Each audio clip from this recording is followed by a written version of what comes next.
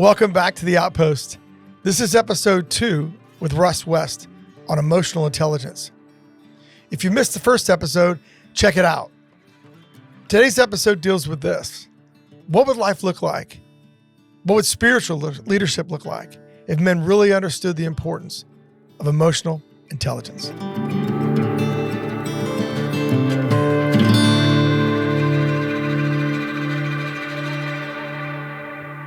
Welcome back to The Outpost.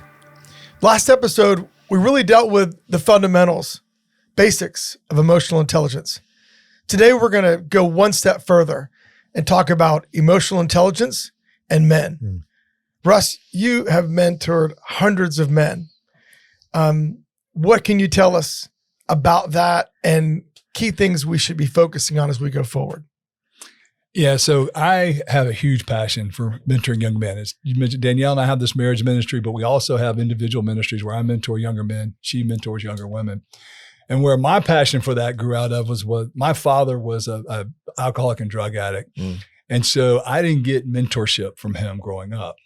And God just put these people in my life, these men in my life, growing up in high school, college, in my early years, in my 20s, and still today I'm 61 and I still have a mentor that I look to. But early on, these men were so important in my life, and I didn't know they were mentors. I wasn't looking for a mentor at that time. I didn't even know I should. But God would just put these men in my life that absolutely have shaped my life. And so that's the passion I have for sharing with young men what I've learned and trying to give back. Did these men just come to you? Like God just sent them and they knocked on you. Like, how did you meet these guys? And did they reach to you or do you reach to them? Like, it's funny you ask that because people often that want to mentor the people, how do you become a mentor? So you know how you become a mentor? You tell people you mentor people. And then just they come out of the woodworks. I guess that's what's happened with us. So God will, put people he wants to put in your place, without saying that. But, if people say, hey, what do you do? What is your passion? I love to mentor younger men. Well, tell me more about that. Well, I like to mentor them on faith, finances, dating/marriage, job/career, health, emotional intelligence. Never fails. Within 2 weeks, 2 months, 2 years. Sign me up. Or they'll say, could you mentor my friend, my son, or they'll tell people. And so just the fact that you tell people that you mentor is a passion. So I get it from being a mentor, but when you were young, you said men just showed up. Oh. So you think about the guy who's out there, our audience, who's like, does somebody already know? Do I have to go find somebody? Do I need to talk to men's ministry at my church? Yeah. Like what? Yeah. So I'll take you through like the early years, 3 men who mentored me, who I never asked for a mentor, but that's just who they were.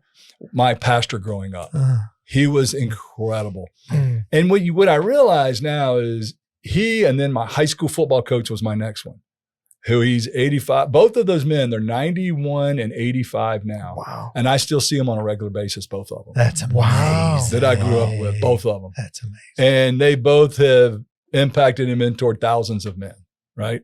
Through just what they did. So you weren't unique. They were just, that's what they did. Yeah, they did, but they recognized my pastor growing up. He knew our situation. I didn't know he knew our situation. But when you look back, he took such an interest in me and my brother. And then my high school football coach. Yeah, he did. He tried to help everybody. The pastor tried to help it, but he knew that we needed special attention. Wow. And he gave us special attention. And in the moment, in those times growing up, you just know these men, wow, these are incredible. I always say, the 50% of mentoring or more is just caring. Yeah. Both of them care deeply. Yes. So when people care for you, there's a subconscious thing that I'm worthy, which we'll talk about later, right? That I'm worth caring for. It's a subconscious thing. So I was drawn to these men. And look, my high school football coach could be really hard on you, but for some reason it came across as love and care. And the impact those 2 men have had in my life. And then when I got out of college, there was an elder in our church and he invited me to a Bible study at his office. And I was 22, 23 years old, and he mentored me in those early years of getting out in the working world, getting engaged and starting to get married. I mean, he just was naturally mentoring, which again, the other key to mentoring besides caring is helping people without expecting anything in return. Yes. And these men, they didn't expect anything in return. That's a key. And that man that in the 20, he also is 91, Oh my God. still alive. So all three of those men I still stay in touch with. That is so. And the two guys that are 91 each, What a they both great drove to meet me at story. lunch last time. Let me. There's a subtle point there that I want to hit on because Scott and I've run into this with some of the young men that we've mentored. There is a disposition of the mentee Yes. that says, I'm willing to listen. I have things to learn. Like we run into a lot of guys. It's like, I wish you two old guys would shut up. I got stuff I want to teach you. Right. And we're just stunned, you know? Right. So you came in with an idea of, I want to learn. I've got things to learn. I have wounds. Yep. There's a certain amount of maturity that require. So do you see that with some of the men? Like have you mentored young men? They were like, yeah, let me tell you, Russ, what I know. Oh, absolutely. I had a 40-year-old recently that has never been married, right? And they came to us premarital. And you know, if I said anything he didn't agree with, Boom. he knew more than me about marriage. Oh, that doesn't lend. I mean, success is not coming. I mean, it was just, you know, and he was on his third job in 3 years. And, you know, even one thing he goes, I said, why did you leave last job? Oh, my CEO was an idiot. I knew, like, he knew more than the CEO, right? He knows more than me as a marriage mentor, you know, but I have compassion. And I know when someone comes to me like that, it's from deep pain. He was a deeply wounded individual. You know, when you dig down, you know, his father committed suicide when he was little. So, you know, people like that aren't just jerks, right? Yeah. It's immense pain. So so I've learned over time. Used to, I would get real frustrated with him. Now I'm learning to try to have compassion and empathy and try to dig down where that pain's coming from him and try to have empathy for him. So as you're talking to the young men out there, like what advice do you give them? Is it be curious? Is it recognize you got a lot to learn and there is wisdom out there and God is, what is the scripture that says wisdom is at the city gate shouting and nobody's listening? Yeah, right? Exactly. Well, you know, one of the biggest things for the younger men is they think life is a sprint. And I try to remind them life is a marathon, right? Quit trying to achieve everything today, whether it's the job, the marriage, the house, the cars, whatever it is. They feel society, social media, culture tries to make them feel like life is a sprint, and it's not. And we're and become a life learner. Back to curiosity, right?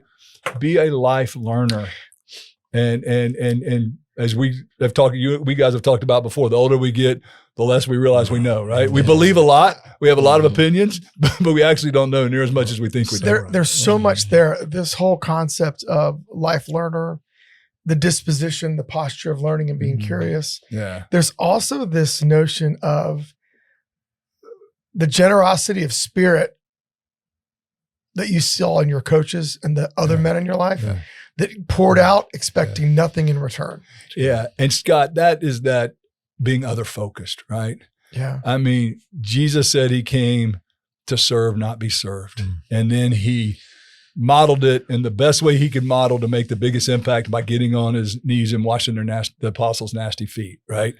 And so when you think about my pastor growing up, my high school coach, that man in my early 20s, they were just, all they wanted to do was serve Christ by helping others without expecting anything in return. So that being other focused versus me focused. And I think for young men, the culture tries to convince them to be me focused, to be me versus other focused.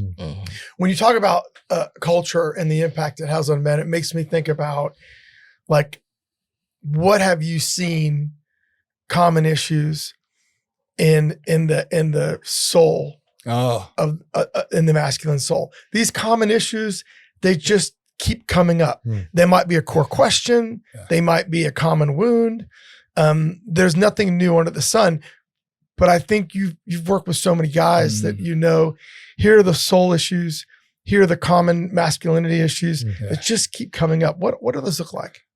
For me, in my experience, that masculine soul, that deep, deep soul inside of us, we need constant validation that we're capable and we're honorable, right? That we're good enough. And so we all have that subconscious question inside of us. Do I have what it takes? Do I have what it takes? And that is, I think we spend our whole lives trying to prove we have what it takes. And a lot of times we might not even realize that that's the question that we're trying to absolutely. answer. Oh, I didn't realize that was the question when I was in my 20s and 30s. And that was the exact question. I was trying to prove that I had what it takes, right? And I'll even take it to a step further. I didn't realize the thing. I was trying to prove I was not the worst parts of my father who growing up, right? When I saw him as a failure, as a husband, as a father. And look, I used to say, I spent my whole life trying to prove I'm not my dad. That's not true. I spent my whole life trying to prove I'm not the worst parts of him because he had some good parts, right? He has some good parts. But the worst parts is what I was trying to avoid my whole life. And man, that's driven me my whole life. But that's how that need to be validated that I'm capable and that I'm honorable, because he did a lot of dishonorable things, and I need to be validated. I am honorable. So when we're born, our cholesterol is about 3. We know what the cholesterol stats are in the United States. When we're born, we're the closest we're going to be to what our Heavenly Father made us to be. And then we launch into a world of war and fast food. And you know what happens with cholesterol, and you know what happens with the outcomes of being born into a world at war. So you see this and you think about what's causing these core issues. How is it that you can innately grow up with the feeling of not being enough? How is it that somewhere in the equation, something happens where you feel like, I don't have what it takes, or I'm not enough, or if I only did this, this, and this, most commonly, where do those questions enter? Because, our cholesterol's 3. We're great until the forces of the world get a hold of us. Happy meal, go get you. Yeah. Where do those questions come from? Because innately, you'd think, or that it's not universal. That surely, out of the 4 of us sitting here, that maybe 2 of us would feel that question deep in our soul. But from the conversations that I know we've all had and that I've had with a ton of other guys, it's kind of what we're getting at with you sitting with, over 400 guys and mentoring them. It's a universal question. I've never seen a human that didn't have it at some level, right? Yeah. And I believe it comes from 2 things in our childhood. I think on one side there, we will call them wounds, right? We'll call it trauma or wounds, right? So, when that happens, when we have wounds or trauma in our childhood, if my father, when he would do something bad when he was drunk or embarrass me or what have you, what that told me that something's wrong with me. Because if there wasn't something wrong with me, he wouldn't do these bad things. There's a subconscious, right? Yes. So we have these wounds where our inner child, our young child tells ourselves, our subconscious, that if I was okay, if I had what it takes, if I was okay, these things wouldn't happen. Now that's not reality, but that's as a child, how could you think of it otherwise? Right. That's just the way that happens, right? So that gets burned in. So that's when you're in trauma, wound stuff. Then take it to the other side, where there's so much pressure, not intended, when we're growing up by our parents, our teachers, our coaches, to achieve, to do well in school, to do well in sports, to do well in the band or in arts, whatever it is, it's important that we perform well. Well, once again, that tells us that, do I have what it takes to perform well? It starts creating this fear of failure, right? I tell people that, we all know in our conscious mind, or we've been taught now that failure is good, right? Failure is one of life's best learners. And I'm like, no matter how much I believe that in the conscious part of my mind, my subconscious, you're crazy. Failure is awful. It feels horrible, right? So, and then we teach our kids that failure is not good, because we tell them to embrace it. But then when they don't do well, what do? We make them feel like something's wrong with them because they didn't do well in school or well in sports. And so we create this subconscious thing that we have to perform to be good enough. We have to be formed to be accepted, loved. But let me press on that. So we talked about John Eldridge and Fathered by God, and he took about the first stage in the life, the adored son. I've come to the conclusion, and you're challenging it, and that's why I'm going to ask you, that if we do the right job from 0 to 10, and that child knows they're valued regardless of achievement or performance or how they make me look, that they have less of a need to go out in the world and have them validate you. Do you agree with that? Or okay, I would say they have less, but still have it. But still have it. Is it because we just live in a world of where achievement we do it ourselves and we don't even know it. We do it ourselves and we don't know it. Amen. Right? I mean, once again, I use the example, you know, if our child is doing well in school and all of a sudden they even in the best of parenting, if they all of a sudden are struggling a little bit, what do? Hey, what can we do to help you? What can we do to help? Why do we need to help you? Why do you need to make an A in everything? We're creating that subconscious. And once again, it helps them when they get in life in some ways, but it hurts them in others. So my point with this is we can make them more emotionally intelligent. We can help them be more emotionally intelligent, which is going to help them when they get out, but it will never be still going to be there. I'll share a story that when our son graduated from med school, we took him on a trip, right? And first part of the trip, my wife and I with him. The second part was just the two of us. He loves to hike, so we were hiking.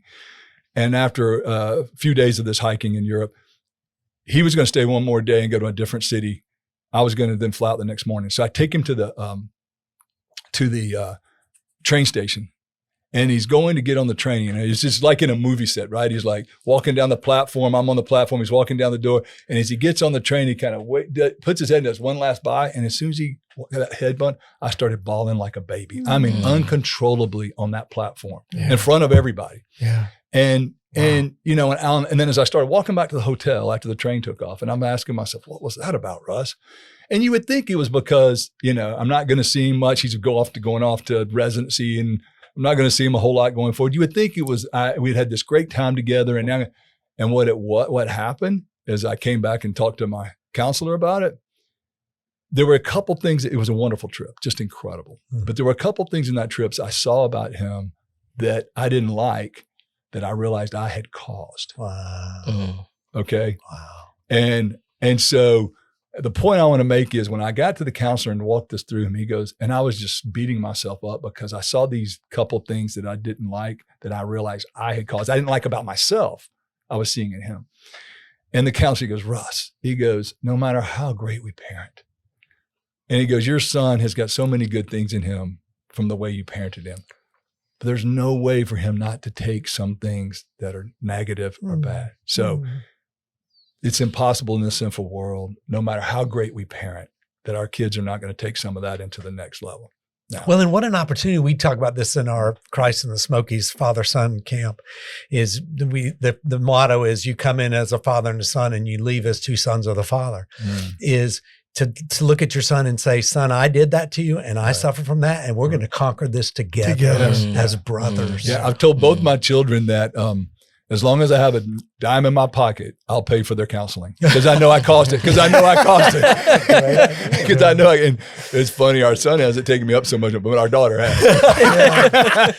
Can I go back to something, because we didn't touch on this, and we've been in this for 20 years now, figuring out what it means to be a man. I've never heard anybody tie this to honorable. It's one of the biggest ones. Flesh that out for us. When you talk about honor, what do you mean, and how are we failing in that front as we raise our sons? That's a great point. It is when we feel like someone's questioning our capability or our integrity. As men, we get really flooded, angry, frustrated, and so my wife and I deal with this. Like, my wife thinks I have great integrity, but it'll show up where I remember we were walking around town one day and she asked me a question. I mean, I got really flooded, and I tried to catch myself before I did. And she goes, what's wrong? And I was like, what happened was, she was just asking me a simple question about something I did, but I felt she was questioning that I was lying. Ooh. And she wasn't, but I felt like she was questioning what I had said was, I was lying. Right. Which is your integrity. It was my integrity. Yeah. And man, I got boom. So it is just as powerful as questioning our capability or that we're good enough. It's interesting because that integrity, my father made mistakes, but integrity was job one. Yeah. But my amygdala doesn't react when somebody questions my integrity because I'm so confident that not that I don't make mistakes, but was this from picking at some wound? Like, is there some sense of I haven't always been? Yeah. So for me, because my father was not very honorable. So for me, my amygdala, my fear of threats, and what it does is when someone I feel like questioning my integrity, they're saying I'm the worst parts of my dad. And that's the root. That's what. And my dad was so integrity, but that's not talking about it right now. Talking about it right now. I you can about to go 10 on us? I can feel it. It is, and like I said, I also want to say two things about my father before we go on, if y'all don't mind. I wasn't planning to do this, but two things. My father's childhood was 10 times worse than mine. Mm-hmm. Okay. Secondly, 2 years before my father passed away when he was 56 in 1999. With no liver or pancreas from all the drugs and alcohol. Wow. But 2 years before that, God did an unbelievable miracle and saved his soul. Yeah. And his last 2 years of his life, he was a completely different man. Wow. Completely different man. That's the sweetest, most gentle, read the Bible every day, called me, we talked about the Bible. And so God is a God of miracles. What a gift. God is a redeeming God. So I don't want to, I share this stuff about my father because it's so important how it's impacted my life. Yeah. But I want people to know that I don't have any resentment towards my father. I think of my father because I know how he grew up, and I knew he loved me, even though he did the things that he went through. So anyway, I think that's important too, as men. When it's so important as men that we tell our sons that we impart on them that they have what it takes. Right? It's so important. Mm-hmm. My dad never did that with me. Mm-hmm. So I think my pastor and my high school coach, my college football coach, they helped me with that. Mm-hmm. But now I look at my dad, and nobody did that with him. He didn't know how to do that. Yeah, right. His father didn't do that with him. Right. He didn't do that with me. So I've tried like crazy to break that cycle with my own son and daughter. Every man has a story. Yeah.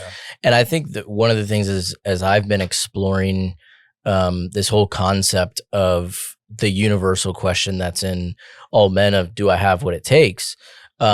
It's not just a one-time affirmation from the Father. This has to be a repetitive affirmation that comes out through direct, like you have what it takes, and you can sit there and you can look them in the eye and but it also comes from telling them through so many other avenues and different ways. So can I say something? Can I jump on that? I think one of the things we watch, one of the things we've been mindful of, and I think it's just the work we've done. I think it's us watching each other and is, affirming your kid as a teenager, affirming your child in college, affirming your child as a young adult, and then affirming your child as a married young adult. That journey requires so much. You have to be so present and so aware to catch your kids doing things right. Absolutely. To be involved enough to say, man, I'm proud of you. I know it's going to be great at work, but there's nothing you can do that would make me not love and be proud of you. Yeah. Or, man, I love the decision you've made. Man, I love the way you're handling that relationship. It's just these little things. Yeah.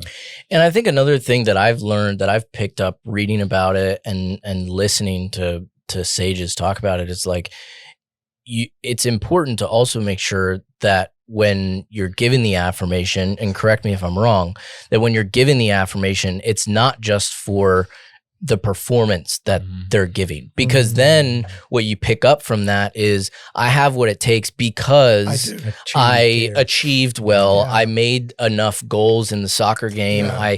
I have what it takes because I have God, and I'm a beloved son of God. Going back to John Eldridge's Fathered by God, the beloved son, the first stage, like they have to understand before that, like 12-year-old age range, that I have what it takes because I'm loved unconditionally by God and hopefully by my earthly father. And then therefore that's what gives me the fuel to then be able to go and achieve. The biblical picture of this, sorry, Tim, I'm sorry. No. The biblical picture of this is Jesus being baptized by John the Baptist. The biblical picture of this is him entering in, being John the Baptist going, I'm not worthy to wear your sandals. And Jesus is like, no, you're going to do it.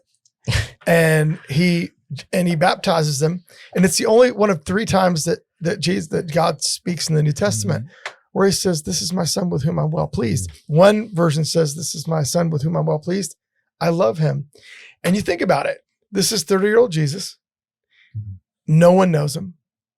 There's been no Peter on water. There's been no water to wine. Yeah. There's been no fishes and loaves. There's been no Lazarus. There's been no somebody touched my robe. No achievements. No achievement. And he still said, this is my son with whom I'm well pleased. I love him. And it was really more about who he was than what he did. Yeah. Scott, can I jump in there? Yeah. This was a really important moment to me with my son. When Austin, our son, went to med school, he went to Australia. And when he left, I said, son, I'm so proud of you. And he goes, why, Dad? I haven't done anything yet. And I said, son, I'm not proud of you because of what you do. I'm proud of you because of who you are. Amen. You are my son. Amen. You're a man of God. I'm proud of you who you are, not because of what you do. Yeah. And now when I mentor younger men, Peyton, to your point, I'm always looking for opportunities to let the young men I'm mentoring how proud I am of them. But it's not when they achieve something great. It's 2 things. I try to tell them I'm proud of who they are, and I'm proud of what they're trying to do. Right? They're trying to be men of God. They're trying, and I tell them, you're going to make mistakes, right? I know mistakes feel horrible, but it's because you're pursuing God and what God wants you to do, and who you are. That you have what it takes, and try to remind them they do have what it takes. Yeah. Because I think so many guys, I think this is just a male thing, is we think that, but who I am is what I've achieved. Yeah. Like that's what defines me. And it's no. So No, you're a beloved son of God. That's who you are. And let me validate that one for you. I work with a lot of men in their 60s with marriage stuff, marriage challenges. And they're in 3 buckets. They're either have retired, or they've gotten fired and can't find a job. They can't find a job because of their age, or they're about to retire. And all 3 of those things, they're like, I don't know who I am. They're the ones that are about to retire. They're scared to death. What am I going to do? Because their identity's tied up in their job. Their identity is their job. Yeah. And I'm telling you, either they're ready to retire, but they won't pull the trigger because they don't want. They're subconsciously, their identity's tied to their job. They've gotten fired, and now their ego's been crushed because that was their identity, and they can't find a job. And I'm dealing with some of those that are, going through the worst times of their life, even going to alcohol and having to be in rehab because they can't deal with this. And then even the ones that retired proactively, now 6 months later, and they're struggling because they realize the identity was their job. So the statistics on that are 3 months, 67% of everybody who retires regrets they retired. Yes. Because of the identity. Because they lose their identity. 9 months after retirement, 75% of people are clinically depressed. Wow. I believe 75%. Like that means 75% are they've lost who they are because they don't go to work every day. So in our marriage ministry, that's its own, a whole group we deal with is this right here. But it starts, to your point, Peyton, starts with this, my identity is who I is based in my job or my achievements. So to make that a little more practical and applicable for guys in my stage of life, mid-20s, late 20s, into their 30s, and maybe guys who are listening to this who are later in life, but they've never heard that this is a universal, they've never named that this is a universal question that they're dealing with, this do I have what it takes question, so that they can name it and see how it's kind of showing its head in their own life. What does that look like? We've talked already a little bit about career. What does it look like trying to strive to answer that question if it didn't get answered in an emotionally intelligent, healthy way when they were a boy? Does it come out in career, in marriage, general friendships, relationships? Talk us through that a little bit. Yeah, so we see it all the time. And so I think, we've talked about this in the last episode where we all have what we call, Danielle and I call a wound of inadequacy. All of us have this wound of inadequacy, especially men, but women do as well. It just shows up, but it shows up different in different people. So we always ask people, ask yourself, how does your wound of inadequacy show up in your life? Well, we see it in careers. I'm going to be validated that I have what it takes through how well I do at my job. And then what happens when they get laid off? Oh my goodness. Right. And then it's going to be, I'm going to get validated by my relationship with my girlfriend or my fiance or my wife. And then all of a sudden there's a ton of tension in that. And now, wait a minute, I'm not getting validated that I'm good enough here. So then it's social media followers. It's my possessions, my house, my country club, my cars, as we talked about before. We see all of this constantly, this search for how do I feel like I'm good enough? How do I feel like I have what it takes through career things, relationships, social media followers, whatever it is. And it's just, it's a treadmill that we will never get off of because we're chasing the wrong thing. And it's everybody has it at some level, no matter how good our parents were. Everybody has it. So it's where, we have to figure out, okay, why is this happening? And it's why we will achieve things and then not be satisfied. Oh, yeah. I mean, how many of us have done that? Yeah. Even scientifically is shown now that dopamine, which is the reward, the feel good, right, hormone, that is really for pursuit, not achievement. That's why it feels good as we're pursuing, but then we get it and it feels good, but never as good as we thought it was going to feel. Not satisfying where I'm satisfied. Gotta keep going. Because now I got to go pursue. Right. So even scientifically, the way dopamine works is built to get us to chase and not be okay with things. And this is a question you told us in preparation for this series of conversations to read a book by Peter Scazzaro called Emotionally Healthy Spirituality. I was listening to chapter 1 and he mentioned, made a connection essentially with the idea of unconditional love. Yes. And I was driving in the truck listening to this and I almost had to pull off the road and pull out my phone and type a note about because I was starting to make the connection between the question of do I have what it takes and unconditional love. And I was started to realize there's a direct connection between especially men asking the question, do I have what it takes and unconditional love? Because really what we're asking is, do I have what it takes to be loved unconditionally? And if I don't provide the house for my family, if I lose my job and I can't bring home the bread for my family anymore, if I'm the primary breadwinner, am I still going to be loved? Right. Is there a connection there? Absolutely. So you just take it as if I have to, we're subconsciously growing up. Once again, it doesn't mean that our parents didn't love us if we didn't perform, but as a child growing up, we're conditioned subconsciously that I have to perform to be loved. I have to perform to be loved. And so there's a subconscious thing. I need to perform to be loved. And even though it may not have been real growing up, but the inner child, the psychologists call it, the inner child doesn't deal in reality. Right? It doesn't deal in reality. Yeah, you're not ready. And so, and to make that point, there was a case, this counselor I was listening to in a book, and she said, she had this guy in his 40s that had a horrible abandonment wound, right? Anytime he was always afraid everybody was going to leave him. And she said, what happened when he was 10, his father got cancer and 6 months died, right? He knows in his conscious mind or his prefrontal cortex, his dad didn't abandon him, but his subconscious, his inner child, his amygdala believes that his dad abandoned him. And if he was adequate, if he was good enough, he knows consciously that doesn't make any sense. Intellectually, he knows that doesn't make any sense. Yeah. But he's so he doesn't feel lovable. He literally doesn't feel lovable because that happened. It doesn't make sense intellectually, but that's the way the subconscious works. Wow. So I've got to feel love. So many people, I think you've hit on something really important. So many people, their struggle is when something happens in their life that triggers this feeling like they're not capable or triggering their integrity, they're not honorable, is that they're really the core could be that they don't feel lovable. Not loved. It's one thing to feel loved. It's another thing to feel lovable. That's shame. And I think something's wrong with me. Exactly. There's something too, one of the things I've been wrestling with for the last few years is really receiving God's love. I don't know if unlovable is the term, but if you feel unlovable, how capable are you to receive love that's honestly you've got a wall up. offered to you? Like I keep loving this person and they keep doing this to me. That's unlovable. Exactly. They just feel unlovable. Yeah. And we deal with a lot of couples where one of the spouses feels unlovable. So there's nothing the other person can ever do that's going to be good enough.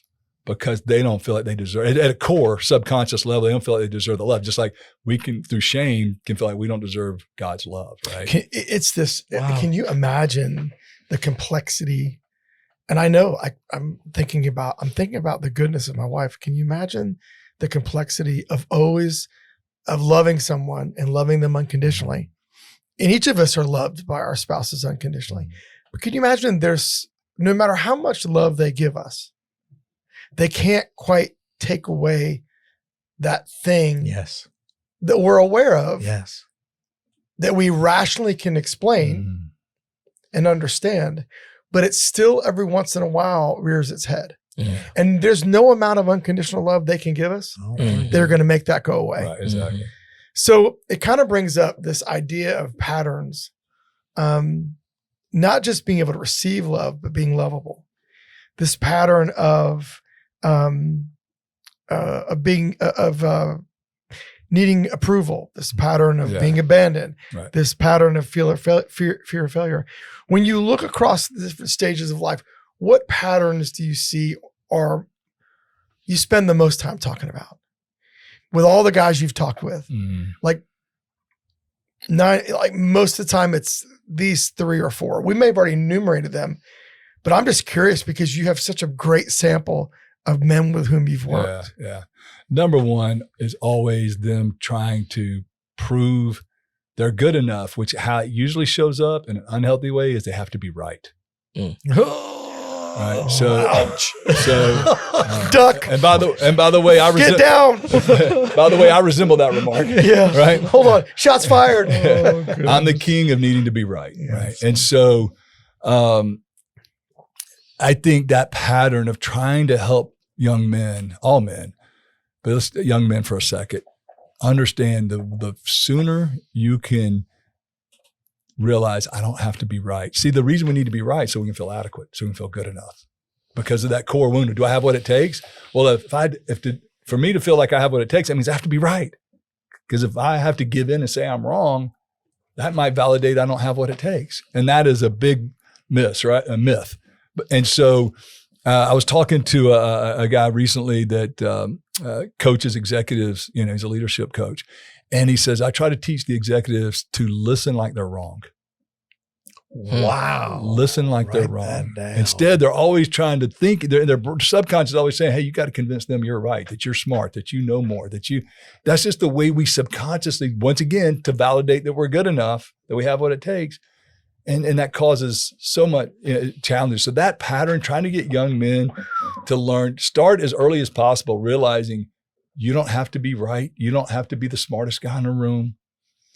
You still have what it takes, right? Matter of fact, when you try to start out, that's going to show you do have what it takes. This is where emotional intelligence starts kicking in and where, as we talked in the last podcast where Satya Nadella said emotional intelligence, the CEO of Microsoft, is the most important 2 words that separate the most successful people, not work ethic or skill set. And those are both important. And what he did at Microsoft when he took over from Ballmer, and Ballmer had really hurt the company, it's gone from $300 billion in market value to $3 trillion, his number one goal was to make it a learned culture. To make it a learning where everybody comes in, I don't have the answer. I'm here to see if you have the answer. So but that is so hard for us. It's a very different culture. And they never got anywhere. My goodness. that is just, it is. And so trying to get young men in this pattern, Scott, that you were talking about, how do we get men to start trying in real practice, real application, not proving they're good enough all the time? Yeah. I have to ask a question because I've never heard it before, and you said it and I wrote it down and you had the same reaction I did, but I'm like, I need to understand that. What does it look like to listen like you're wrong? It means that when that person starts talking, you're asking lots of curious questions. Help me Help me understand. So I come in and say we're sitting around a conference table at work and, the manager puts the problem down. My inadequacy says, okay, I got to get in there and tell them I've got the answer. I've got the solution. Now, hold on. Let me ask everybody else what their perspective is. And when they give me their perspective, if I disagree with it, don't try to convince them they're wrong. Help me understand more why you think that way. Scott, tell me more. Can you tell me more how you got to that perspective? Can you tell me more why that's important to you? Instead of trying to convince you my perspective's right and yours is wrong. And I love one of the things we teach couples to do, and I'm trying to teach the young men. I had to learn this and I couldn't stand this because I'm the king of being right. Is not to state things as facts, even if they're facts. Because when you state things as facts, it puts the person on the defensive. Like you can't debate me because this is a fact. And I'll have my scripture or I'll have what I looked on Google or whatever to prove to you that this is a fact. Instead, say, from my perspective and my opinion and what I taught myself because I like being right, is I try to start out by saying I could be wrong. Just saying that, I could be wrong, but here's my perspective. So trying to listen like we're wrong is to just up front believe I don't have the answer, and I'm going to see if you might have a better answer. I'm going to give you a full shot at changing my mind, or get you because you may have. I want to be open that you may have a better answer than me, which is so hard because my need to know I have what it takes means I've got to have the better answer. I need to have the better answer. I think there's a step before listen like you're wrong. This works better for me. Listen like you could be wrong. Yeah, listen like I could be wrong. Just there you go. We struggle with this so much in mentoring is the young man who's cocksure he's got it. Right. And he's impenetrable. Right. And I was that guy, so I'm not picking on We've all been there, right? So we've also learned to state. We've also learned over one of my best teachers was always big on, if you're going to make an assertion, it is a whole lot more constructive to make an assertion as a question. Yeah. Never stating it as an absolute, but saying, hey, I'm wondering, what would it look like? Or, hey, what do you guys think of? So Scott, I don't want to give us on a tangent here, so you can cut me off if you want to go, but I just want to throw in something here. There was a book I read a year ago. Now, this book was recommended by the CEO of a 65,000 person company. Wow. Okay. He sent it to me for Christmas. I don't know if he was trying to Merry Christmas. He's a very dear friend. But this is the point. This is the CEO of 65,000 person company that's sending this out to his friends to read. It was Humility is the New Smart. And write that down. Humility is the new smart. But in that book, the author claims that research shows that 80% of our questions are for our benefit, not the other person. Now think about that. 80% of when we ask a question, we're asking it for our benefit, not for the benefit of the person we're asking the question. So we're trying to lead them to think a way we want them to think, or manipulation, or we're trying to validate something we want validated, versus being truly, genuinely curious. And here's where it really shows up, not always, but often, is when we start with the word why. Okay, so when we ask the word why, I tell people we have to be careful, because a lot of times we might say, we should say, hey, idiot, before we say why. Because what we're asking the why, because we don't understand or we don't agree or we don't think they should think that way. So we ask, hey, why, blah, blah, blah, blah.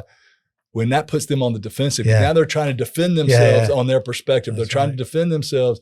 And so I often tell people, we do this with couples all the time. I say, look, you might as well, but they'll be in front of us. We'll have them going back and forth on a topic. And of course, they're fighting about who's right. And I'm saying, hey, what you just said when you said, why do you do this? You should have said, hey, idiot, why do you do that? Because that's exactly how it came across. And so. And the emotional intelligence that it takes to pull the red thread through that, the emotional intelligence that it takes to realize that. So Scott, questions are so important. Matter of fact, one of the best books on sales was written years ago by a local guy here in Atlanta called Question-Based Selling. Right? And so questions are so important. But the way we ask questions and our motivation behind the questions are just as important, or maybe more important. In that, as opposed to doing why, if you just same question but said help me understand. That's it's beautiful. It's not accusatory. It's an honest attempt to really not putting them on the spot. And so a lot of it's the tone, right? And the tone. Say if they say something we don't like or agree with, Scott, if you said something to me and I said, well, why do you feel that way with this kind of annoyance on my face? Then you're going to get defensive. But if I said, oh, wow, that's interesting, Scott. I'd really love to know more about that. Can you tell me more about how you got that perspective? That's really sounds neat. Even though I don't agree with what you just said, you're so different in how you answer that question. Because I find myself not talking to my wife, but with other men saying, I don't agree with that, but help me understand. Yeah. You're not putting them on the spot. If you're making an honest attempt to try to understand, you could say, I don't agree with what you're saying. Yeah. Help me understand. Yeah. I love that. And it's just, we want to communicate, and this is a big emotional intelligence tool, communication tool, is we want to communicate in a way that doesn't make the other person feel criticized, attacked, or blamed. Yeah. Right? Because it's going to put them on the defensive if that, you got to remember, we all have that wound of, do I have what it takes? So if we communicate with them in a way that we're coming across that they don't have what it takes, they're going to get defensive, bow up. And it's not going to be a good communication, right? Mm-hmm. So if we could communicate in a way that draws them in versus pushes them away, and that's a big thing for these young, that would be another pattern. But it goes back to the number one pattern is they're all trying to prove they're good enough, all trying to prove they're adequate, capable. And honorable is one that really sticks out to me. And maybe to your point, it's more important for me to feel honorable than you because of my childhood. Yeah. But it's still a big one when I see when men get their integrity questioned. Well, and honor is something we don't talk about a lot in our culture anymore. And it's sad. It's been squashed. Like, why isn't honor more esteemed? Why isn't a more of a virtue that people say, I should say that. I want my 3 sons to be honorable. I don't think I've ever said that. Well, there's 2 parts of honor. There is honor, honoring others, and then the act of honoring others, and then the desire to be honored. And really, we have to spend more time in honoring others. And that's the hard part. We're all looking, when we get honored, it all feeds those tick marks you just went over. Yeah. But it's a different act to honor someone else because now they're first. Yeah. And you're second. Yeah. And that's another part. Great piece of advice that changed my life. It was a long time ago, but it was basically in every interaction with every person, you want them to leave the interaction feeling better about themselves. Right. It just takes you. And you know where I learned that from? My wife. She is the best. Yeah. Like she is. You leave feeling, that is lesson. A special gift what people have. And think of the influence those people have for Christ. Right? When they find out she's a follower of Jesus, well, wait a minute, I want to be like her. Oh, yeah. Right? Oh, you want to be around people like that. Exactly. Oh, man. I've learned so much. So we talked about the struggle patterns. I want to kind of get at this from a different situation. There are always common things that guys will admit to. You can show them over time, you can hold up the mirror and show them patterns. And say, hey, here's the pattern I see. I'm not making the news. I'm just showing you the news. What do you think? And then just, inexorably, there are things we won't admit. What are the things that men won't admit? The typical things that you just can't get them to say, I have a problem with. Well, I struggle with. Well, there's 2 that jump off the page at me. I mean, I see with every man. And that is they don't want to admit their struggle with lust and their struggle with insecurity. Because what we want, those are the 2 big ones. There's a reason a guy wrote a book that Every Man's Battle, right? Talking about lust. And so men don't like to admit that is such a struggle for them. And then men don't want to admit that they do have insecurities because that means I don't have what it takes. And so it's hard to get men when you can get them there. Boy, it's amazing when you watch men transform when they are willing to admit those 2 things, that those are 2 big struggles.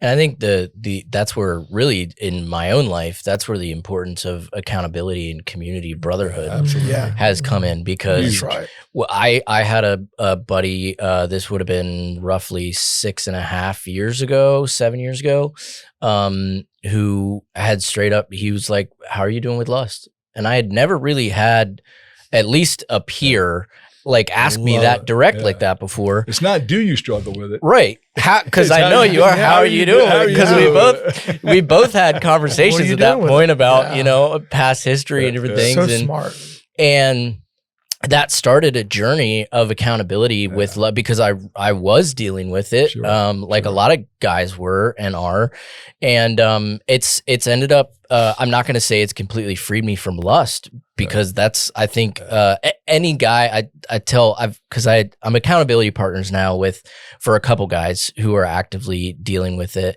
and one of the things that I say all the time is like, you're probably never going to get to a point where you say, I don't struggle with lust. Right.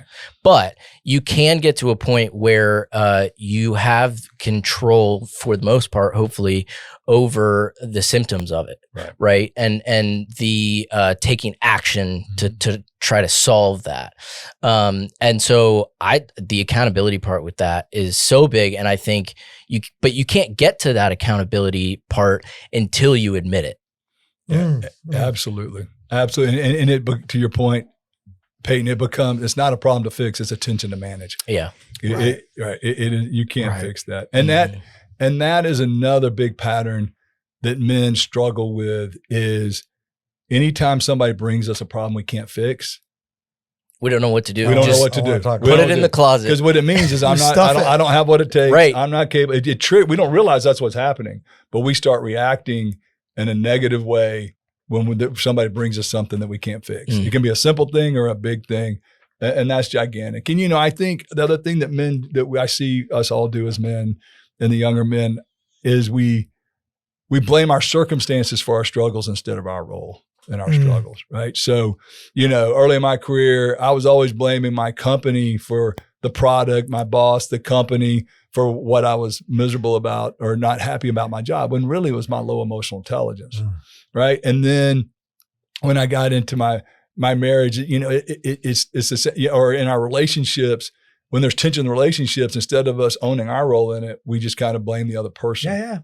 right? And so, or take finances. When I look at the worst financial decisions I made in my life, every one of them were emotional decisions. It wasn't because of circumstances, it was my emotional decision. So I think, that's another thing I see guys do is we, once again, if I admit my role in this, that means I don't have what it takes, so I fight it. But it's the opposite. When we learn that, I do have what it takes, just because I'm making these mistakes, I can still have what it takes, in that word. So what, I want to tease that out. So with the men that you sit with, what do they tend to blame more externally than actually knowing it comes from them? Like it's always easier to project and point than it is to do this. This is the Marriage Matters exercise, where you make they ask every guy to make a list of the things they don't like about their wife that their wife does. And ultimately, that list is more about them, condemning about us. Exactly. It says more about us than it does about them. So what do you think those common things where we blame externally as opposed to own internally? Yeah, well, I think anytime anything makes us feel like we're not good enough, we look for a way to blame.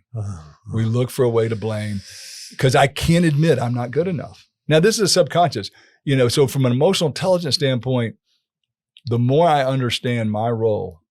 And so anytime I get frustrated, I always call it the frustration conversation. We talked a little bit about in the last episode.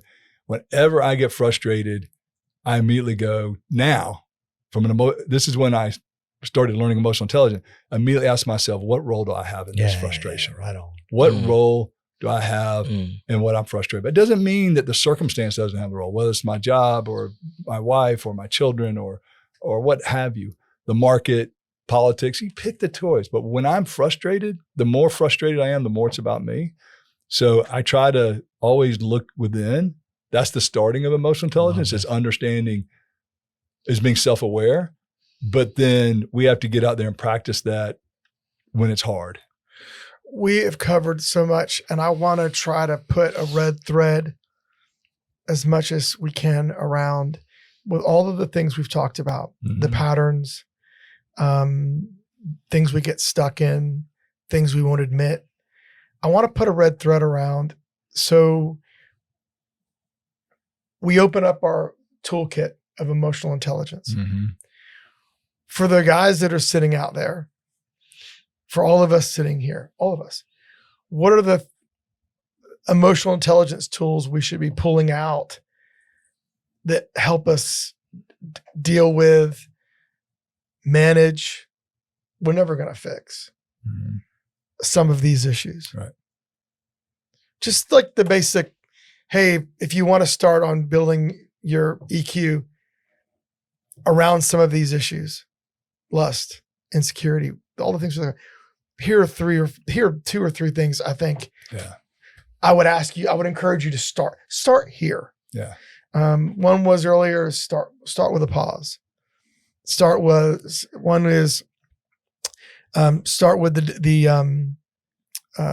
there's another conversation that you have. Frustration conversation. Yeah. And then understand, really be aware of when you things start to well up, start to capture them before they explode. Yeah. What are other tools? What are other awarenesses we need to give to kind of thwart some of these other things? Yeah. I mean, I think the first thing we have to do is realize when we start to get flooded. In the last episode, we talked about how the brain and nervous system works, and that is so important. We talked about what the most important thing I ever learned in counseling, which is that our fear threat system stores all of our memories as emotions with no picture. So when we get really frustrated, what's happening is that our fear threat system, the amygdala, is getting triggered in a millisecond. It's feeling some really bad thing from the past that it's associating with the present. But since there's no picture with it, we can't make that correlation, and we act out of that. So we have to quickly, when we start to get flooded, I call it flooded with cortisol and adrenaline, we need to understand we're getting flooded and then pause, to your point. Because our emotional brain is hijacking our logical brain, and we're going to start speaking out of emotion and not logic. And it's not going to be good. So pause, then start asking myself, what am I feeling? What am I feeling? And I've got to know that the intensity of my feeling is more about me, to your point, than the circumstance. Doesn't mean the circumstance doesn't have a role. And then try to associate it to the past to calm myself down, and then come back with a more logical, if it's a conversation with whoever I've got to deal with. That is huge. And I tell people that, there's so many great emotional intelligence tools out there. Podcasts, YouTube videos. So one thing I love about your generation, Peyton, is, to me, y'all are in some levels more emotional intelligence than us older guys. We may have some more wisdom from experience, but you guys, because you grew up in the emotional intelligent world, we didn't. It wasn't even a term when we were your age, right? That there's so much information out there about emotional intelligence. Go consume it, guys. I mean, podcasts, YouTube videos, books. But the three things I tell every man, I did this in the last episode, every man in my mind they have to have their faith. You've got to get up and lean into God, read the Bible. There's so many wonderful things about emotional intelligence in the Bible. But just like knowing the fruits of the Spirit doesn't mean we're good at them. But there's other verses that tell you how to be patient or how to be self-controlled. So you got to really get in there and dig to learn. Ask God to help with emotional intelligence. So that's number one. Number two is find a professional counselor or a mentor that's really good at EQ. Man, they can help you understand why you respond the way you respond. How would somebody find somebody, like, how would you qualify somebody who would be really good at EQ? The wonderful thing today is there's so many counselors out there. Mentors are harder to find. Yeah. You got to ask. Well, I've mentored for a long time. I don't have a high EQ, so they're not coming to me. We're under construction. And so I personally, I love, because I went through a wonderful experience with a great counselor, right? But not every counselor is great at EQ, right? Matter of fact, Danielle and I mentor some counselors, and so on their marriage. So they're not. So you want to find counselors. I mean, I love, like, our church, North Point. They've vetted all these counselors. You can put in there, hey, I'm looking for a counselor that specializes in helping improve emotional intelligence. Outstanding. Right? I mean, literally, you can go on the website, you can go to the care page and go to counseling, and you can put your name. It's all anonymous. You put your name and that stuff in there. It's all private. And then you put, here's the type of counselor I'm looking for. I'm looking for one that's going to help me improve my emotional intelligence. We're about to turn to our next episode. on emotional intelligence as it relates to marriage. And as we get ready for that, I want you to kind of give us your best thought, just as a primer. Yeah. Why does marriage expose so many of these patterns and issues? And it goes back to our subconscious. Our subconscious believes that our spouse would never do anything to hurt us or make us feel bad at a subconscious level. Wow. And so we react more intensely to them when they do things that make us feel like we're not good enough, more than any other relationship, because our subconscious believes if they loved us, they would never do that. Wow. So we'll really tease that out next time. So you heard it. Emotional intelligence for men is huge. And man, we have learned so much today. Thank you so much, Russ. The next conversation is how all this shows up in our most important earthly relationship. And I hope you'll come back and join us right here at the Outpost. Thanks.